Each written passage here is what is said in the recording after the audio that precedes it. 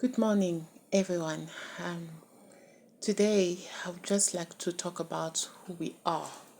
Who are we when we're not worshiping on Sunday morning or Saturday, whenever you go to church, or Sunday night or whenever? Who are we when pastor is not watching? Who are we when people from church are not around? Who are we? Really, what you are is truly who you are when no one is watching, when you come to work on Monday morning and everything is not working, or Tuesday or Wednesday or Thursday or Friday till Saturday, or if you go to church on Saturday. But it's what you do when people that you love or your pastors, people that you respect, are not there. My pastor usually say, what comes out of you when you are being squeezed? When you are being squeezed, that is quite, because the Bible speaks of out of the abundance of the heart, the mouth speak. So you come out of this place of prayer, you have just finished fellowshipping with God or in church or wherever you are, and your husband or your children or your colleagues or one of the family member, they say something to just irritate you. God is called the refiner. He refines us. He wants to see himself in us, and that is what we should strive for. We need to put our flesh to death. Yeah, daily. Because I believe it speaks about that in the Bible where it says, I die daily.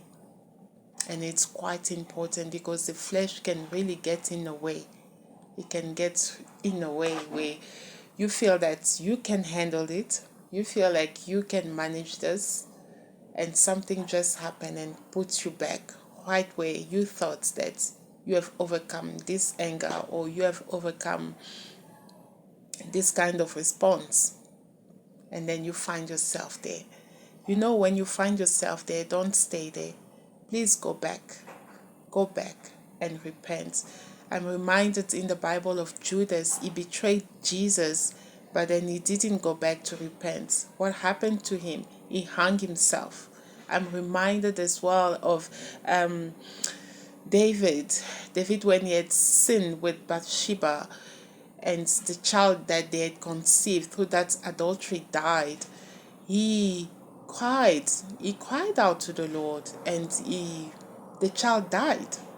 He passed, and yeah, the Lord restored him. He actually gave them another child in King Solomon. He gave them King Solomon because he cried and he asked for forgiveness when the prophet Nathan came back to him and told him what he had done. And he had to repent. And the child didn't make it, but then he repented and God gave him Solomon. I'm reminded as well of Peter when he denied Jesus 3 times. And when Jesus had resurrected, he sent the women and he said, tell the disciple and Peter. He had to let Peter know that, you know what, I have forgiven you. Because Peter cried with remorse, and he was really remorseful. He was really hurting, and Jesus saw that.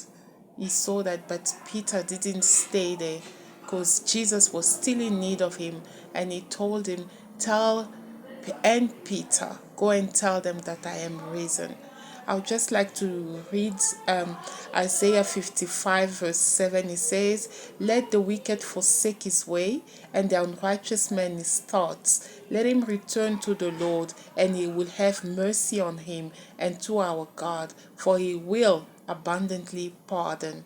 That is who our God is. When we sin, we feel like we want to run away from the presence of God. And that is one thing that we do wrong. We should actually run back to the arms of the Father because He is a loving Father. When we repent and not stay in our sin, He forgives us. He forgives us. I'm reminded of the prodigal son. When he came back, his father had his arms wide open, ready to receive his son.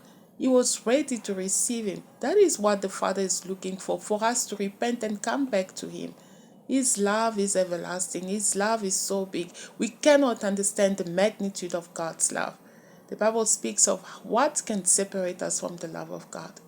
Repent today and come back to the Father, because the Bible speaks and says that for He will abundantly pardon.